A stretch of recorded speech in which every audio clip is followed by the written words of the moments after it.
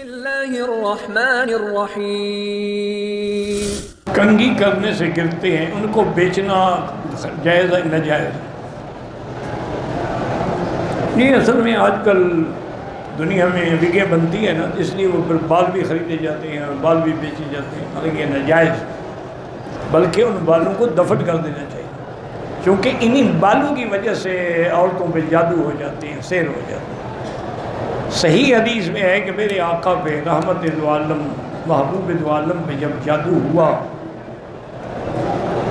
لبید ابن العاصم ایک یہودی تھا جس نے جادو کیا، تو اس جادو سے حضور صلی اللہ علیہ وسلم کے دینی معاملات میں تو کوئی اثر نہیں ہوا، یعنی نماز، عبادت، روزہ، تہجد، اشراق، اس میں تو کوئی فرق نہیں۔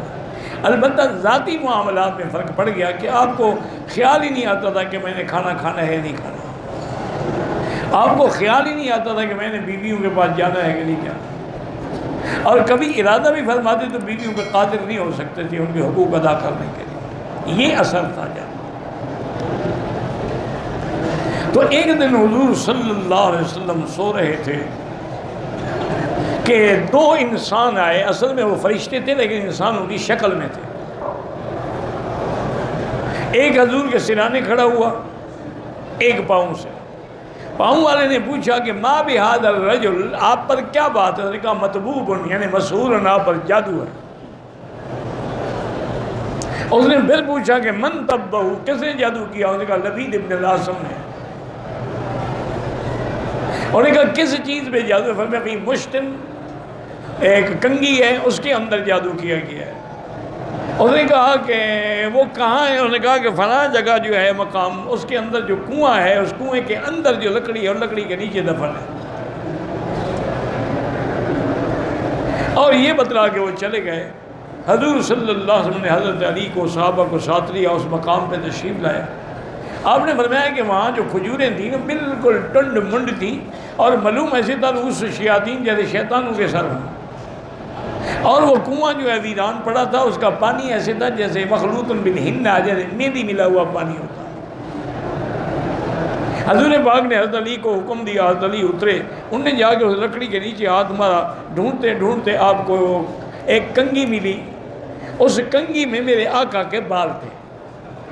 وہ کنگھی جب لائی گئی نا، تو اس کنگھی پہ اس ظالم نے کیا کیا تھا کہ وہ ایسے اس کو لپیٹتا تھا اور جادو کر کے وہاں سوئی لگا دیتا تھا، پھر لپیٹتا تھا، پھر جادو کر کے سوئی لگا دیتا تھا، اور اللہ نے یہ سورۃ الفلق اور سورۃ الناس بھی اتار دی۔ تو حضور یہ پڑھتے رہے اور اس کو کھولتے رہے، پڑھتے رہے، کھولتے رہے۔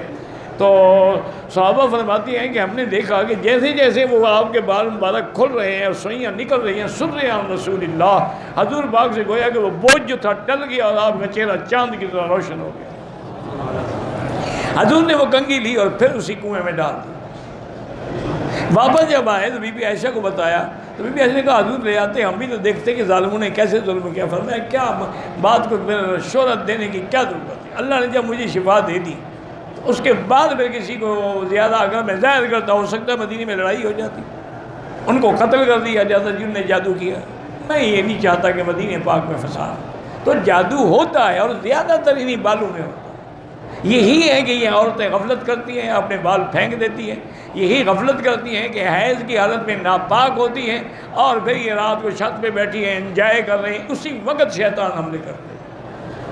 یہ اوقات ہوتے ہیں، اسی لیے حکم ہے کہ مغرب کے وقت بچوں کو باہر نہ بھیجو، چونکہ شیطان پھر رہے ہوتے ہیں، اور پھر وہ ایسا ہاتھ مارتے ہیں کہ پھر ساری زندگی ماں باپ روتے رہتے ہیں، کیونکہ جادو تو ہے۔ قرآن میں جب اس کا ذکر ہے کہ جادو ہے، قرآن میں جب ذکر ہے کہ جادوگروں نے موسیٰ علیہ السلام کا مقابلہ کیا، لیکن جادو کا علاج یہی ہے کہ آدمی حضور کی شریعت پہ عمل کرے اور سورۃ البقرہ اپنے گھروں میں تلاوت کرے، تو انشاءاللہ سب جادو شیطان بھاگ جائے گا۔